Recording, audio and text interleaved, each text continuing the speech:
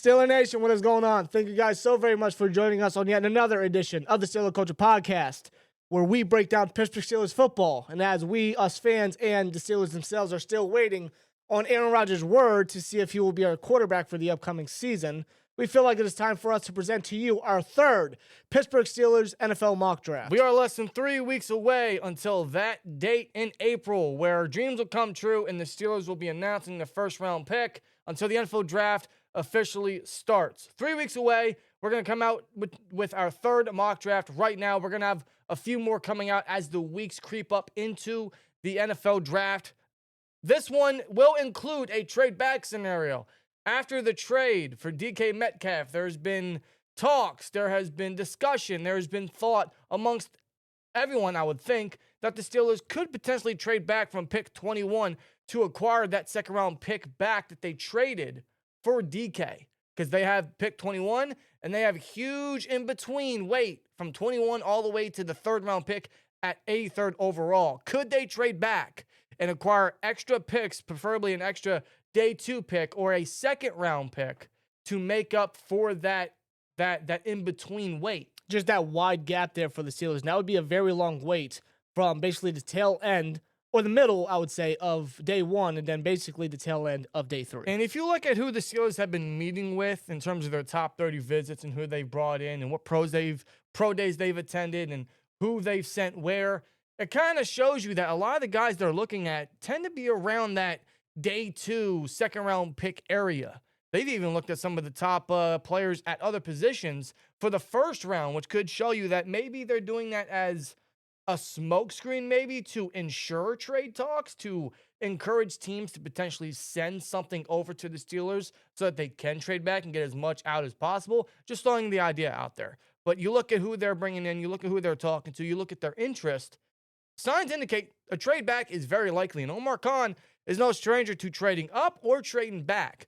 Hell, his first draft, where he drafted Broderick Jones, he traded up, and then that same draft class, he traded back from pick 80 with the Panthers and still got Darnell Washington later in the third round. So he's no stranger to doing such a thing. They're keeping everything on the table. And in this mock, we will encourage and do a trade back scenario. Now, there are a couple teams that have the capital to trade with the Steelers for pick 21, or for pick 21. That includes the Texans because they have extra day 2 picks. So do the Chiefs, and so do the Bills. We're going to go with the Bills specifically because we think they might be the most hungry to trade up, being that they're right on the edge of that Super Bowl window. So in this draft, in this mock draft, we will trade back with the Buffalo Bills. We will trade the 21st pick to Buffalo for the 30th overall pick, 9 spots down. And because we're trading 9 spots down, we're going to get the earliest second-round pick we can from the Bills, which is the 56th overall pick. They have the 56th overall pick and the 62nd overall pick. If the Steelers are going to want to trade back, the price is, hey, no matter how far we drop down, the price is you got to give us a second-round pick back. That is the asking price for the Steelers to trade back, because pick 21, there's going to be tons of talent that they will have to trade away for or from. Yeah, of course. And considering, I mean, it's 9 spots and, there's still some of the top talent left on the board. And that's, 8 of the top talent or 9 of the top talent already being taken away from the Steelers if they were to trade back from 21 to 30. So the Steelers, I mean, they're going to want a pretty penny. They're going to be straightforward and want something nice in return. And considering that they trade away a second for DK, fine trade. Absolutely worth it so far. And they're going to want another one back because they still have some necessary needs that they got to fill. So looking at the Bills, who are going to be trying to chase a Super Bowl, as they still are, like that Super Bowl window is for sure closing. They're going to be aggressive, I'm sure, considering who could be on the draft, who could be on the board. They may be opting to trade, and Steelers, I'm sure that they would be more than open to trade back and get a second-round pick in return. You can't hate it. And that's going to be their asking price, especially if it's 9 picks down from the 21st pick. So with the 30th overall pick from the Buffalo Bills to trade back, the Pittsburgh Steelers, with the 30th overall pick, select Derek Harmon, interior defensive lineman out of Oregon. Now, we were contemplating Kenneth Grant again because he's one of our favorites, but trading back from 21 and still getting Grant is very unlikely. I just don't picture him being there post, pick 23 maybe at the highest. So we go with the second best defensive lineman that we think is in this draft class at the Steelers selection, where they would be selecting with Derek Harmon from Oregon. Now, yes, Tomlin, Khan, company, they all didn't go to the Oregon Pro Day. They didn't really send the house there, and that's kind of their trend, is they want to send the house to that school's pro day for that first-round caliber talent. But they also didn't do that for Fatanu last year. They sent the O-line coach, Pat Meyer, to the pro day, and they brought him in for a top 30 visit 10 days before the draft last year, and still selected Fatanu in the first round. And I think Harmon's going to have similar interest from the Steelers. They didn't send everyone there. They didn't send the whole house there, but they did send their senior scouting assistant, Kelvin Fisher, to his pro day, and they met with him with a formal meeting at the NFL Combine. So interest is there. The only thing that needs to be checked off is they need to bring him in for a top 30 visit, and why wouldn't the Steelers do that with a guy like Derek Harmon, who mods his game after Cam Hayward? He gets pro comps to a guy like Cameron Hayward. He has similar build. He's just about 20 pounds heavier, and he's athletic for his size. He's intense at the snap. He's physical. He's strong. He's a guy that can work double teams. He's very versatile. He can work the 1 tech. He can work the 0. He can work the 3 tech. You know, he could start as the nose and then work his way as the DN in a 3-4 system. I think he's got all the tools that is going to fit in the Steelers scheme. My only concern with Derek Harmon is, you see it on his tape a little bit, he's quick off the snap. He's very intense. He gets in the backfield very early, man. He collapses the pocket at a quick time. But sometimes he works just a little too fast because he has issues finishing plays. He has issues, finishing sacks. It's almost like it's like he's getting a little too excited sometimes. So that's his biggest negative, is he needs to finish plays. He needs to play just a little bit slower, if that makes any sense. That way he can finish plays, he can finish sacks, and he can come away with a lot more plays. But that interior pressure is the biggest thing that pops off about Derek Harmon. I think that just really goes to show about Harmon is just the type of motor that he's going to bring to the table for the trenches, for the defensive line position. I mean, you look at this defensive line class, we know how stacked it is. We know how many starter caliber defensive linemen that there are in this draft class, and a lot of them have very high motors, but I would argue that this guy probably has the biggest motor of them all throughout this whole draft class. The guy's just intense. He bursts onto the scene after transferring away from Michigan State, where he played his first 3 years, to Oregon, and he just burst onto the scene in his lone season with 45 tackles combined, 11 tackles for losses, 43 hurries, 5 sacks, 7 quarterback hits, 4 passes defended, and 2 forced fumbles. I mean, that is an impressive stat sheet for Derek Harmon. And you look at his play style and just what he brings with his motor, his freakish athleticism, his intensity, and his tenacity as a pass rusher with high pass rush upside, and his capability of stopping the run. He just models, like you said, he models his play like a Cam Hayward with the comparison. I think that just goes to show that, he just plays like a Pittsburgh Steeler. And if you were to look at a guy and get a guy that plays like a Pittsburgh Steeler, I mean, that is just a glove that fits on perfectly for the Steelers in Derek Harmon. And we still think defensive line is the top need in this draft class. I know they've looked at corner, they've looked at receiver, running backs up there, right? Quarterback, obviously, for a lot of people. We still think defensive line is the top need. They haven't brought in any of the top names yet for top 30 visits. Now, keep in mind, this is being recorded on Saturday the 5th, so things could change between now and the time this is uploaded. But I'm sure the Steelers are going to have intense interest for a guy like Harmon. Trading back and still acquiring someone of a high pedigree and high caliber talent like Harmon would be a home run selection in the first round, especially at the back of the first round. This guy is intense. The guy brings so much interior pressure, and he's a very capable run defender at the same time. One reason I like Grant is because he can stop the run, and he has pass rush upside. But I do think we need interior pressure, a lot of it, because last year when they did a lot of 4-man rushes, there wasn't much pressure because there was no one able to get that interior push so often. Hayward can only do so much, and Benton didn't see as much time as he should, right? Harmon brings that interior pressure, and you can motion Harmon in the nose, you can motion Benton in the nose, they can rotate each other, they can play in pass rush downs, I think it fits best for what those two guys are capable of. So I think Harmon at the back end of the first round with the 30th pick we get from Buffalo will be a home run selection for the Pittsburgh Steelers, man. The guy brings everything we need at the defensive line position. Yeah, he's a competitor. He's disruptive. He's quick. He's a freakish athlete.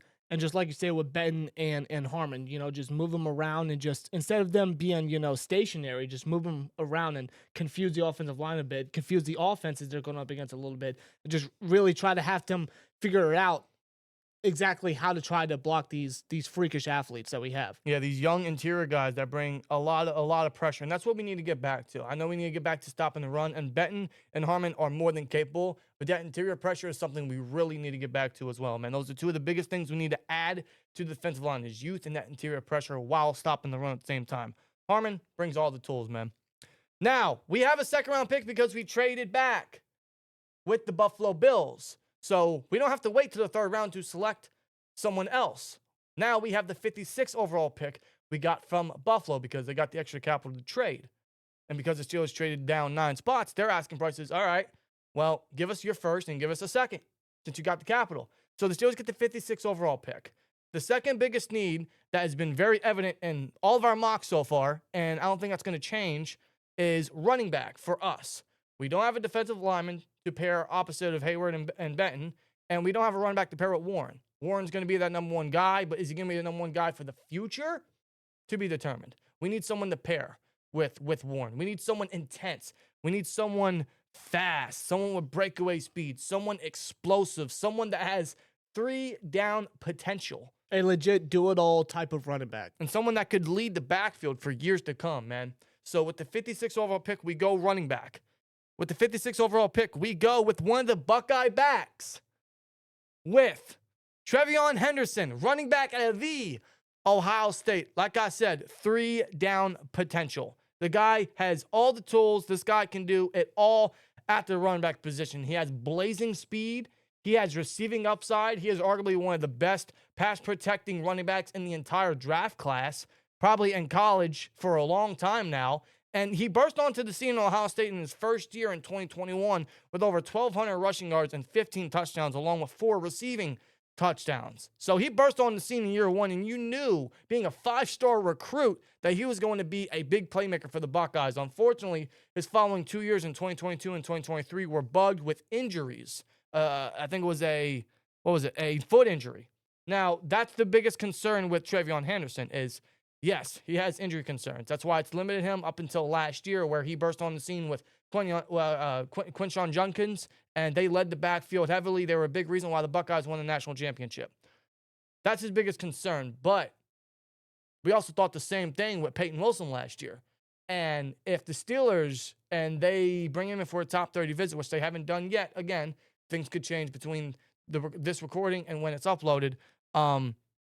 They could bring him in. They could look at his medicals. The doctors could clear him very much like they did at Peyton Wilson. And they could get a guy like Henderson, which is going to be an explosive playmaker for the offense. And that's what Omar Khan made very well known at the Combine is we need playmakers and we need speed. This is what Henderson brings to the table. Yes, he does. You mentioned the injury, concern when it comes to Henderson. 2 years of his college career were played with a foot injury. That is one of the very few negatives I would say about Henderson, but there's not a whole lot of negatives when you look at Henderson and just what he brings to the table. He is a legit do-it-all type of running back. He can run, he can catch, he's got breakaway speed. I mean, he ran a 4.43 at the NFL Combine, so he for sure carries the speed. Great agility, he's got great footwork and balance. He knows how to make defenders miss. He's also a patient back behind the line, and like when he sees a hole, when he gets through the gap, I mean, he just is like shot right out of a cannon. Just goes to show his burst and speed that he brings to the table. He's just a do-it-all type of back, reliable in blocking, reliable as a receiving back. Henderson and a running back group, especially day 2, that is very stacked and loaded with a lot of good talent. He is one of my favorites in this running back draft class. And he is no stranger to splitting the backfield. Obviously, what he did with the Buckeyes last year with Judkins speaks for itself, and what he did. He had an incredible year. He's so reliable. He's an intense blocker, as you guys can see in the clips here. The guy just knows how to block. This is where his 3-down potential comes into play quick, and this is where he, if he stays healthy and his medicals pan out, can literally lead the backfield for years to come, man, for the next 4 or 5 years, depending on how his career goes, right? And another thing I should note really quick is that he's very protective of the ball. Here's a crazy stat about Henderson right here. He's only had 1 fumble loss out of 573 carries and 75 catches. Wow. Ball security is not an issue with Trevion Henderson. And yes, the Steelers sent the house to the Ohio State Pro Day because why wouldn't they? It's typically a school that they send the house to. They sent Khan, they sent Tomlin, they sent Austin, they sent Smith, they sent everybody there.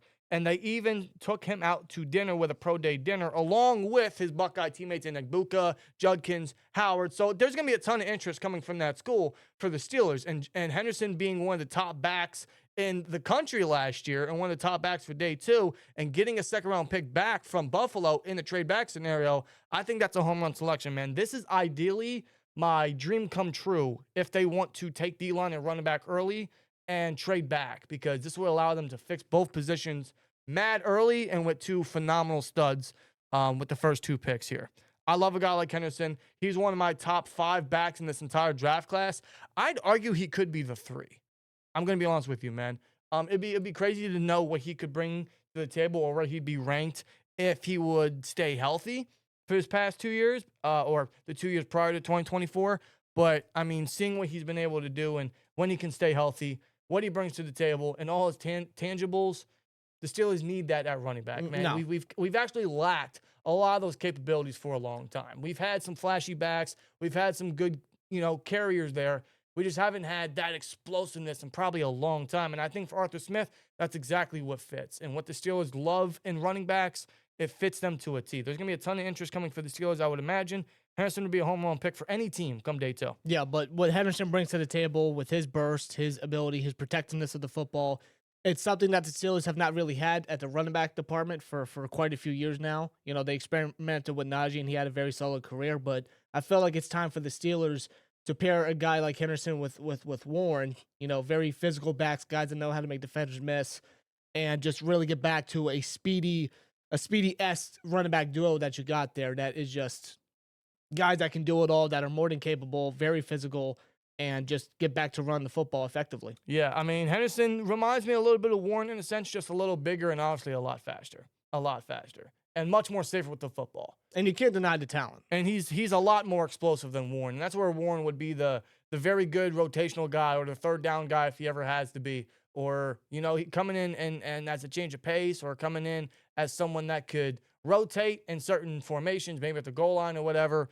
They would complement each other perfectly. They're both intense. They're both tough backs to bring down. But Henderson just brings better ball carry, ball security, better vision, and obviously more burst. So I think that would make our backfield a lot more exciting for sure. Now, with the 83rd pick, the actual pick that we have that is originally ours in this mock, with the 83rd pick in the 3rd round, this could go anywhere because you filled D-line, you filled running back. This could go anywhere. That could go quarterback, that could go receiver, that could go safety, that can go D-line again, that can go wherever you want to go. In the 3rd round, we have the Steelers going cornerback because corner is one of those positions. I don't know exactly where the Steelers are going to select or if they even will select because they brought in Slay and they brought in Brandon Eccles and they brought back James Pierce. So they have the bodies that they want in the room, along with Corey Trice, Ryan Watts, JPJ that's going to return, Beanie Bishop too, right? Yeah. They have the bodies, but you also need to plan for the future. You need more competition in the slot. And frankly, I think they need to prioritize the corner position for the future.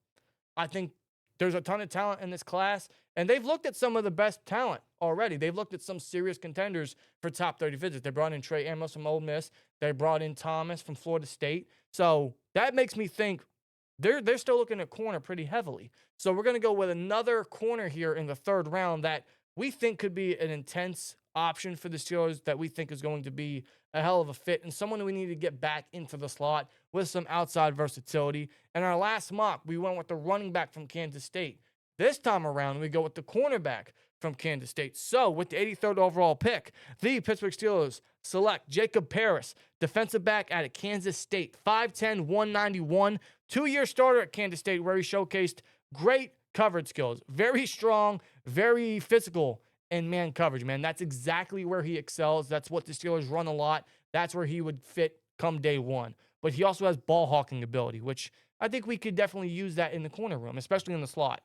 Now, yes, he did play a lot of snaps outside at Kansas State, which is where, he has an in and out versatility. But I think his ideal fit in the NFL would be putting him in the slot where he's athletic due to his background in track, which is also very evident on the field with his speed. He has that speed to match up with any receiver they want to line up in the slot, especially in the AFC North division, especially with when you look at the schedule.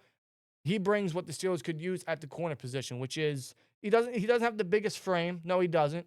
But physicality, tough in man coverage, ball hawking ability, speed to keep up with anybody. I think that fits perfectly for a slot weapon that the Steelers are looking for on that defense. Yeah, I do feel that his ideal NFL fit would be in the slot, but the fact that he does carry in and out versatility is something that, we all know that the Steelers absolutely adore when it comes to their defensive backs. Mike Tomlin just loves the versatile aspect in his defensive backs. That's something that Parrish does bring to the table with his speed. When it comes to him and his reps in there, whether he's outside or in the slot, he just gives it his all every time. He brings strong effort in each rep. He's got great upside, and he's only 21 years old. 21 years old, and he's already showcased, strong upside here. I feel like in a quarterback or cornerback class, he's kind of under the radar a little bit, though I feel like his stock definitely grew when it came to his combine performance, which is very impressive. But I feel like he's still kind of under the radar at the same time. He's one of those guys that's a heavy sleeper, in my opinion. I mean, you look at these clips, man, he's feisty, he's sticky in coverage, and he's a very strong run defender as well, man. This guy is not afraid to get physical at the line of scrimmage, which I think fits. I think that is protocol for a slot weapon for the Steelers' nickel defense. That's what they need. They need that physicality. They need someone that is, fearless in that capacity, like a Beanie Bishop, someone that is not afraid to get physical, someone that's not afraid to blitz, someone that's very good in man coverage. More ball hawking upside, better coverage skills. He mirrors receivers' routes very nicely. I think he's going to be a stud corner in this draft class. Now, he's measuring between late day 2, early day 3. We're going to take him day 2 here with the 83rd overall pick, just to secure that the Steelers have an extra guy in that room, someone they could balance outside if they desired to. Because, he has not the biggest outside frame. No, he doesn't.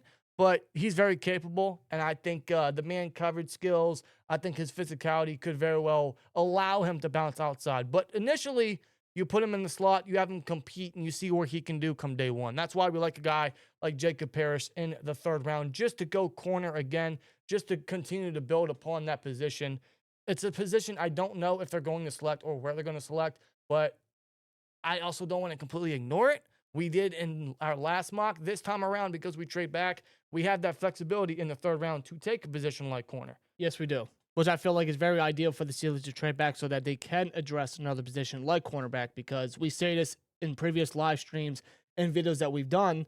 The cornerback position is something that that the Steelers have to have in the back of their mind for the future. Because we have Slay, he can still play at 34, but he's 34.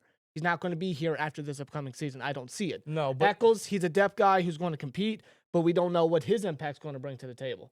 JPJ, he's coming off a second-year slump. Corey Trice and his, injuries and whatnot, it's worrisome. We don't know how his durability is going to hold up. So the cornerback position is something that they have to have in the back of their minds and really think. A guy like Parrish, who brings, again, inside and outside versatility, who's a feisty and sticky coverage guy that is speedy. He also added muscle before the 2024 season, so he's got a speed and strength combination to him.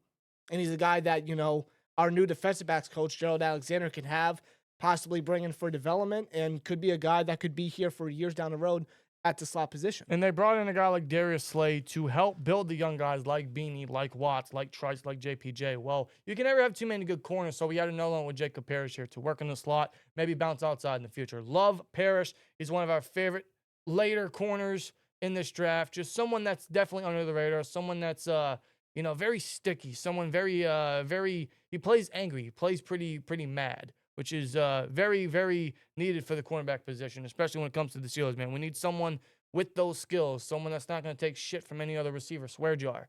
So I like that about Parrish. So to continue to add to that room, to give Slay another young guy to coach up, I think that's a good way to go here. With the 4th round, we go to day 3 now. Again, everything's open now. We took D-line, we took receiver, we took running back, we took corner. So anything's open. Everything's open for day 3. It's all about depth. It's all about adding, who's available, what's the value here, why is he still on the board, right? So that's what we did with the 123rd pick. With the 4th round pick, We go receiver. Receiver's another one of those positions you just don't know where the Steelers are going to select. Could it be late? Could it be early? Could it be day 2? You don't know. But they brought in some guys like Matthew Golden, like Jaden Higgins, like Jalen Knoll, like Savion Williams for top 30 visits. And those are guys that are marching around day 1 and day 2. Mm-hmm. So they're keeping everything on the table, everything. So with everything filled with the first 3 picks, everything, a lot's open now. So we go receiver in the 4th round. One of the most under the radar guys I like. I don't know if the Steelers are showing too much interest in. I know they did have a formal meeting with him at the NFL Combine, so perhaps there is still some interest there. So with the 4th round pick, we go receiver, and we go Torrey Horton, wide receiver out of Colorado State. Another reason we like this guy is you think about our wide receiver room. We got DK, we got Pickens, we got Calvin, we got Roman, we got Skoranek, right? Scotty Miller. We also don't have outside depth. We have no one that can bounce outside. Maybe that could be Roman, but we don't have the size outside. We don't. So that's what Torrey Horton would bring on day 1. 6'3", 196. That frame, I'm not going to lie to you, reminds me a little bit of Pickens. He's tall. He's lengthy. He's a little thin for his size, but he plays bigger than what his weight shows. He has incredible body control, strong hands, very underrated route running ability, and a big playmaker on the field. Unfortunately, last year, his season ended with, just 6 games? Yeah. And Lord knows where he would have lined up, where he would be projected if he ended last season. That didn't result in an injury, man, because the 2 years prior to 2024, he had over 1,000 yards and 8 touchdowns in each season. The guy was bursting onto the scene at Colorado State after playing with Nevada for a while. And then he moved to Colorado State and burst onto the scene, and then it looked like he was going to have another 1,000-yard season last year until he got hurt. So where would he be lined up? Where would he be projected if he stayed healthy? That's where we think this is a great value pick in the 4th round, as great wide receiver depth, someone that can work outside, someone that reminds me of a George Pickens in a way, but probably a better comp is like a Romeo Doubs of the Green Bay Packers. Similar build, big playmaking ability, someone you don't want to sleep on. And I think he's a massive sleeper for day 3. I think this guy could be someone he's definitely flying under the radar, but a massive playmaker. Yeah, he is one of those guys that can carry his own. He can carry his own weight. He can do the job that he needs to do. He showcased that very early on at Colorado State when he transferred to that college. Just very capable. He's a true possession wide receiver. Strong hands. He's a guy that, you just seen it on the reel there. He can come away with some of the most difficult catches that you think that somebody like him or any wide receiver could really make. According to PFF right here, he had a 92% catch percentage in each of the past 2 seasons. That's just an indication right there that his hands are very reliable and very, very strong. Something that the Steelers could absolutely use and rely on for depth purposes, especially as an outside wide receiver depth piece. Well, not just a depth piece, but I'm not going to lie to you, man, potentially as a future starter, because we don't know what the future holds for a guy like Pickens. This is where we think the value of Horton is very rich in day 3 with the 4th round picker. Someone we could add. He could build his way up. He's got a good build. He could build more muscle over time, but he's going to start year 1 as a great depth piece, someone we could bring in on rotations, use him a lot in the deep ball area. He's got yak ability, crazy speed, track star speed, right? I like Horton a lot. He ended last year with an injury, and he's just coming off of recovery now, but he's going to be fully healthy come draft time. He's going to be fully healthy come training camp, and he could be a guy that's going to try to burst on the scene as soon as he can. That's why we like Horton here in the 4th round, man. Someone that is athletic, great body control, a massive playmaker, and that's what we need to continue to add to not only the wide receiver room, but the offense in general. And to add more big play receivers for any quarterback, it's going to make any quarterback happy. Yeah, and back to the injury talk, it's something that has already been showcased in previous years for Omar Khan, is the injury concerns doesn't really sway Khan away from selecting the guys that he's looking to bring to the table, to bring to the team. You look at Troy Fautanu.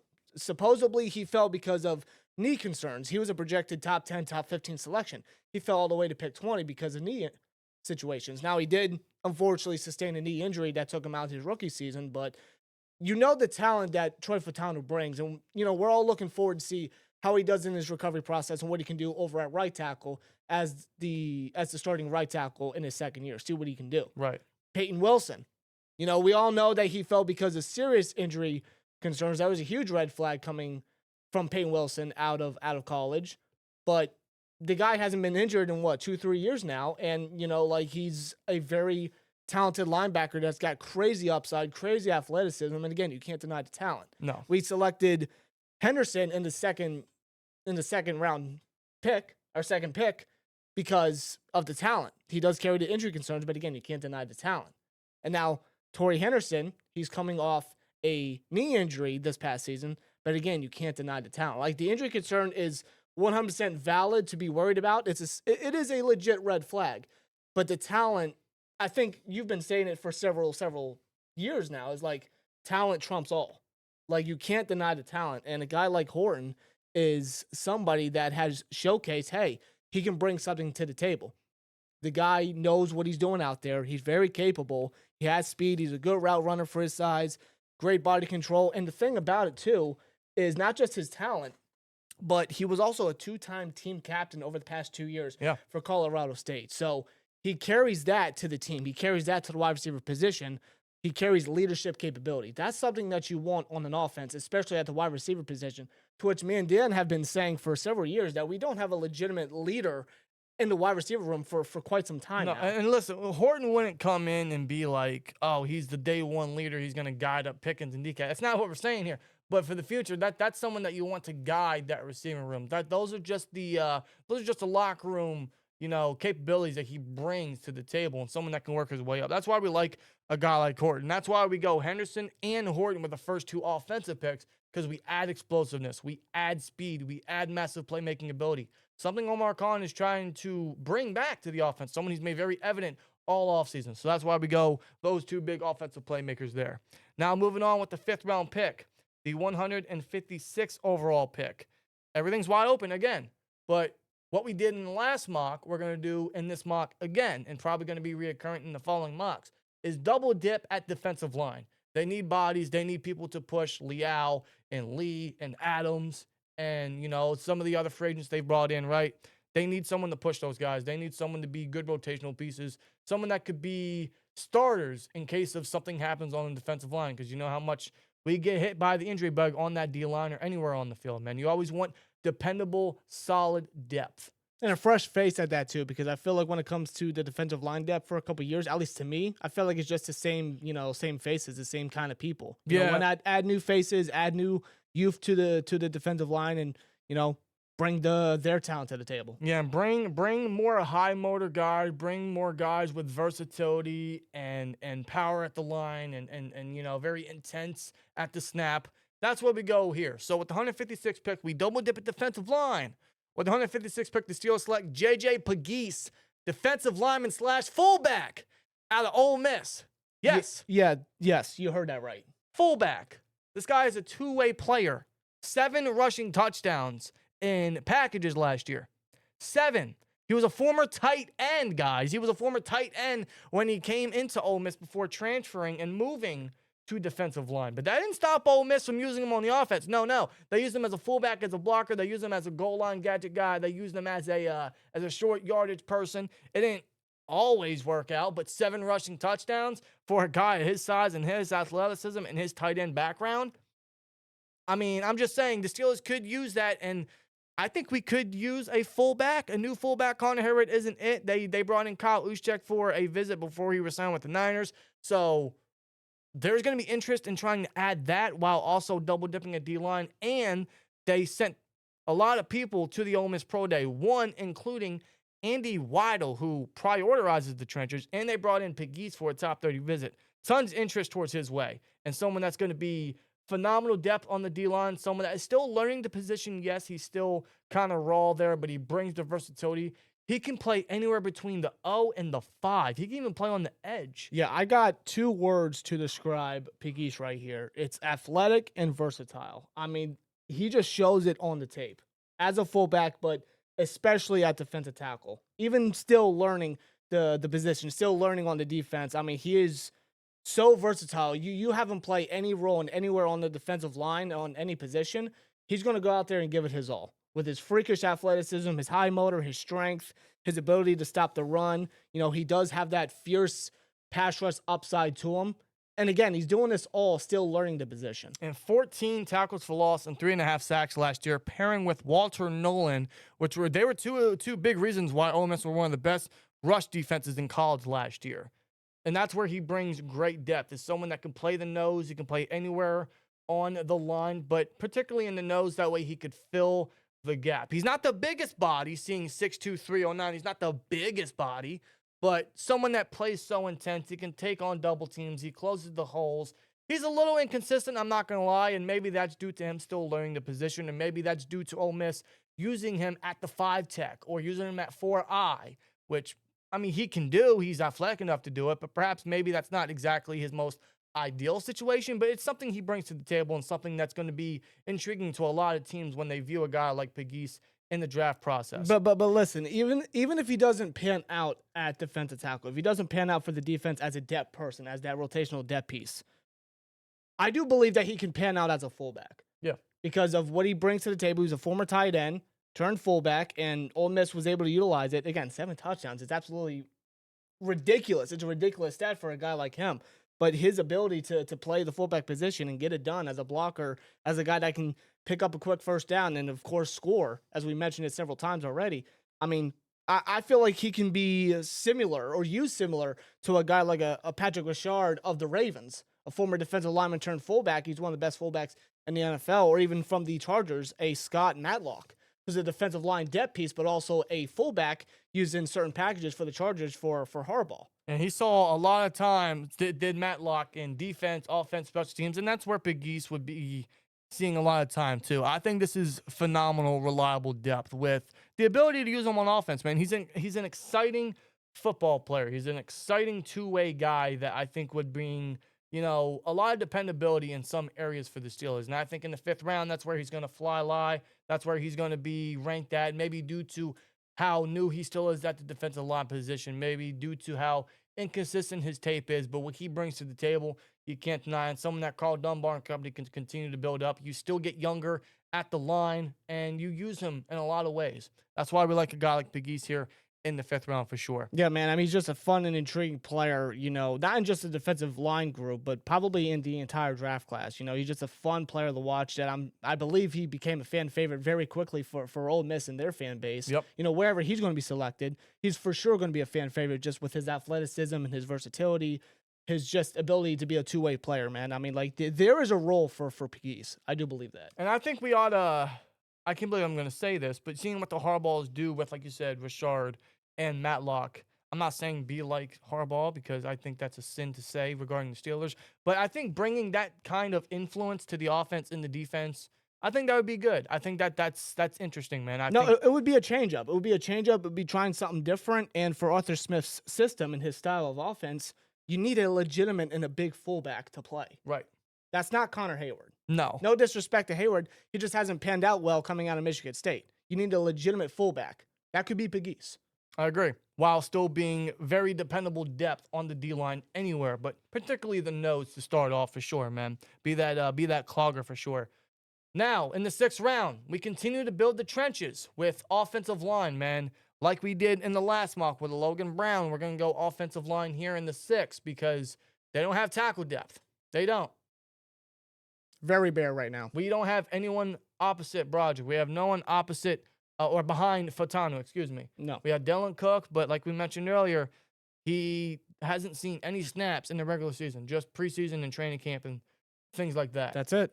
We need to continue to add bodies, and they could still do that before or after the draft if they don't take tackle. But I think tackle is one of those positions they ought to take with the limited picks that they have, or because they have an extra pick, they are able to go tackle, especially now in the 6th round with the 185th pick. And we go with a big body, man, a familiar name, someone we went with in our first mock, and we replicate it again here, this time in the 6th because we think his size and his tape and his experience and what he's been able to do all draft process, he's going to rise up a little bit, where with the 185th pick, the Steelers select Holland Pierce, offensive tackle out of Rutgers. Look at that, 6'8", 341. Tell me that isn't a Mike Tomlin tackle. That's a big boy. That's a big dude. That's a big man. 4-year starter for Rutgers, bro. 4-year start, starting 50 games, starting at right tackle before moving to left tackle in 2023, where he played his last 2 seasons. So he has that flexibility. He has that swinging capability that we need on the depth, that we need at the tackle position. Played better at left, I would think, especially since that's where he's more comfortable. But he does have that right swing tackle, capability. He has that, dependability that the Steelers could move him over there, and he has some experience that they won't have to fear about putting a guy, quote unquote, out of position. For depth, that's exactly what they're looking at. But he brings a lot of power. He brings a lot of tenacity, especially in pass pro. I think him in pass pro for his size is very impressive. And he has the big body. He has the motor to work as a run defender at the same time. You want to work him in, maybe as a goal line guy, work him as an extra lineman or a tight end in certain packages. This is the big body you use right here. Yeah, good luck getting past a guy like Pierce. I mean, he's just a thunderous blocker, especially in the run department, but he's more than capable of holding his own in pass protection.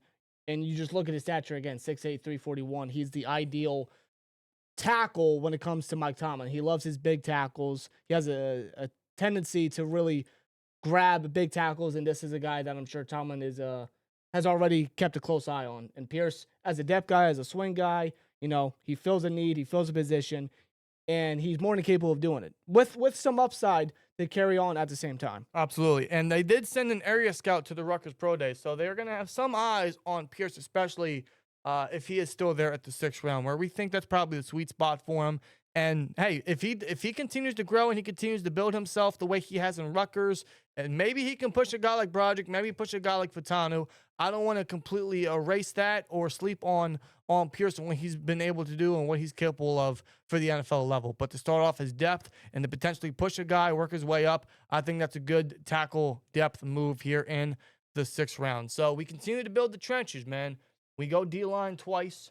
We go offensive line here. We already went running back and receiver and corner.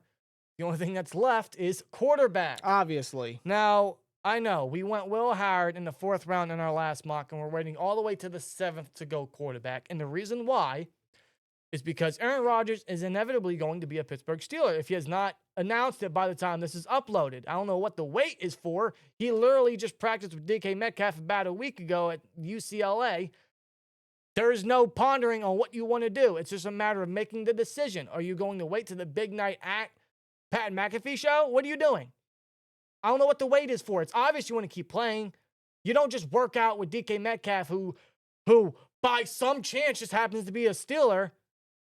Yeah, what are we doing here? A man that's pondering retirement would not be going out there working out with DK Metcalf, who just so happens to be a Pittsburgh Steeler. Like, yeah, after you just visited the team for 6 hours, that went so well, according to Tomlin and Khan and Rooney. It's just A-Rod being A-Rod. But it's obvious he's going to be a Steeler, so that's why we don't go quarterback too early here. They still could. But in this mock particularly, we don't do that. But we still go quarterback because Omar Khan has made it known he wants 4 quarterbacks for training camp. So whenever he makes the decision, Aaron Rodgers is going to be the quarterback. Mason Rudolph is the backup. They got Skylar Thompson already signed. They need a 4th guy, a camp body, someone to push a Skylar Thompson. And maybe someone to be the future backup for years to come because Mason's not going to be here all forever. the time. No, exactly. No, he's not. Yeah, he's not. So in the 7th round, we still go quarterback. There are some options. They're not particularly the greatest. They're not the flashiest options. It's not like a Brock Purdy situation over here. Very rare does that happen. But we go with a guy that will come in, be the 4th quarterback, and I think someone that could win the 3rd quarterback position and work his way up and be a very solid backup in the NFL. So with the 7th round pick, the 229th overall pick, the Pittsburgh Steelers select Max Brosmer, quarterback out of Minnesota.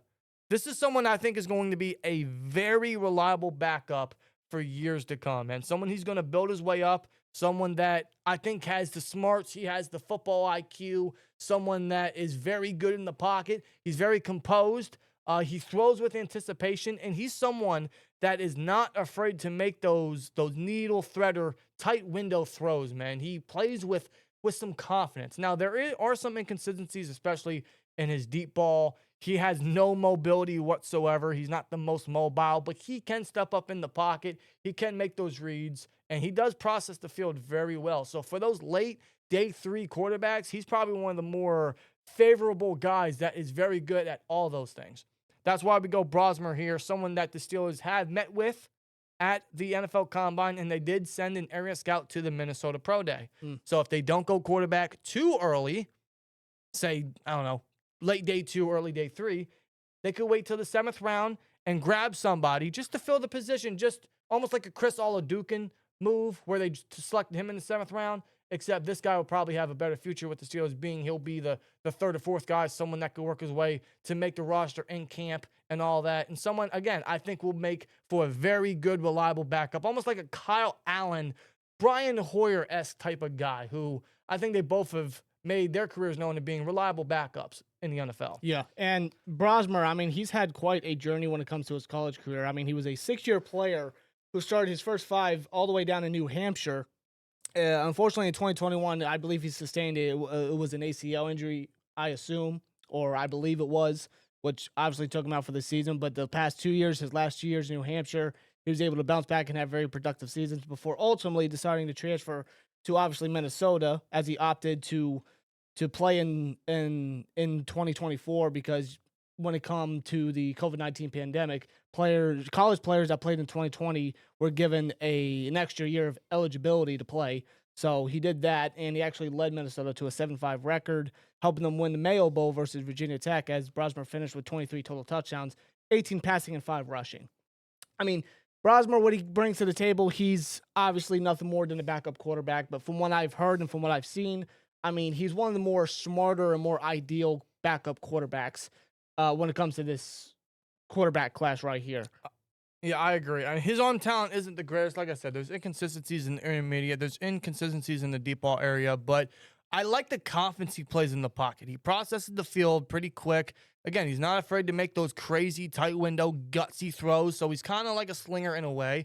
He's not the most effective, but you know, he plays with that aggression, which I think, you know, you kind of need that in a backup quarterback for whatever reason, one way or another. No, he's got skills to like for sure. He's very smart and very safe when it comes to the football. You know, he tries to keep the ball out of harm's way. He has a good feel in the pocket. His footwork, I should say, is quick enough. It's good enough for him to scramble out. You know, again, like Dan said, he's not the most mobile, but his footwork is actually quick enough for him to get out of pocket and get rid of the ball, just whatever he needs to do, just to be very protective of not turning over the ball, something that Tomlin is very adamant about when it comes to his quarterbacks. Don't turn over the ball, or just don't turn over the ball in general when it comes to the offense, but especially when it comes to the quarterback position. Yeah.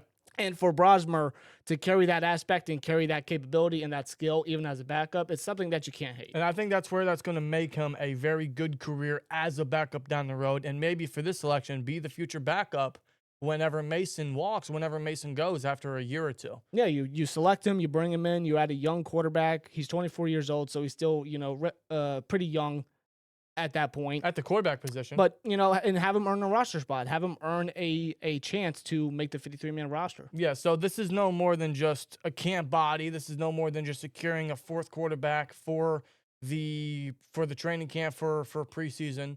You know, like I said, very Chris Oladukin-esque, but I think someone that could work his way up as a future role as a backup down the road. Someone we like very late. I know a lot of you guys are probably going to want quarterback earlier. You guys are probably going to want quarterback in the 1st or the 2nd or the 3rd or whatever, maybe the 4th, right? I think because Aaron Rodgers is going to be signed, that doesn't exactly force the Steelers to take a quarterback too early, knowing that they have the vet, they have, I don't want to say leader, because I don't think Aaron Rodgers is a great leader, but they got that guy at quarterback. They have a very reliable backup in Mason. It's not going to force their hand to take a quarterback so early. They don't have that sense of urgency or that sense of panic, like as if Rodgers wasn't going to get signed. Inevitably, he's going to, so I don't think they're going to have to take quarterbacks so soon. No, but when it comes to Rodgers, it's a matter of, will he sign before or after the NFL draft? That's just the big question right now. Like, when is A-Rod actually going to sign? We're all still obviously having to wait and see, but when it comes to the Steelers, I still feel that they should not have to reach for a quarterback. They should not have to feel pressured. They should not have to feel like, man, we got to get a quarterback. Agreed. To a point where they reach, quote unquote, for a quarterback. I feel like this is not the year to do it. I feel like it's not the year to go for a quarterback and overdraft a quarterback in this draft class. Just, you know, if you have to wait even longer for Aaron Rodgers or have to ride with Mason while drafting a rookie quarterback in the later rounds, preferably a backup quarterback, I'd be more than fine with that because I don't want the Steelers to have to waste a selection on a quarterback that honestly should not be overdrafted. I agree. And that's why we think rounds 3 or between rounds 4 and 7, late day 3, early day 3 is the sweet spot for quarterback because of what their role is going to be and what their role is going to be for the season and probably down the road and what the quarterback position is going to inevitably mean for 2026 and where that position is going to be selected. We already know. I mean, the Steelers have made that the writing on the wall all offseason. So day 3, anywhere they want to go quarterback is fine with me. That's like our last mock went well hard in the 4th. If they want to take him in the 4th, they want to take like a McCord or anyone else, an Ewers or a Brosmer, guys like that. They can come day 3. I think that's where quarterback is the sweet spot for this season and this draft. And that's why we go quarterback later. They could go earlier, but we take one later in this one to really prioritize all the other positions, all the other depth pieces, being that Aaron Rodgers is inevitably going to be the quarterback, and the Steelers aren't panicking on when he's going to be signed.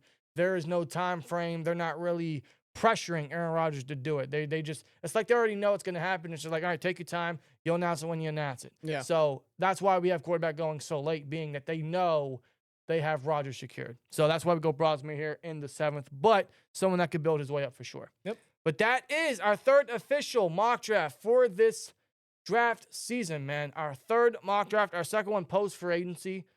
This time, a trade back scenario. We trade back with Buffalo, and it's a simple trade. We just get their 1st to 30th and their 2nd to 56. It's a basic trade, but I think it's something the Steelers could do. I think it's something they're definitely going to entertain.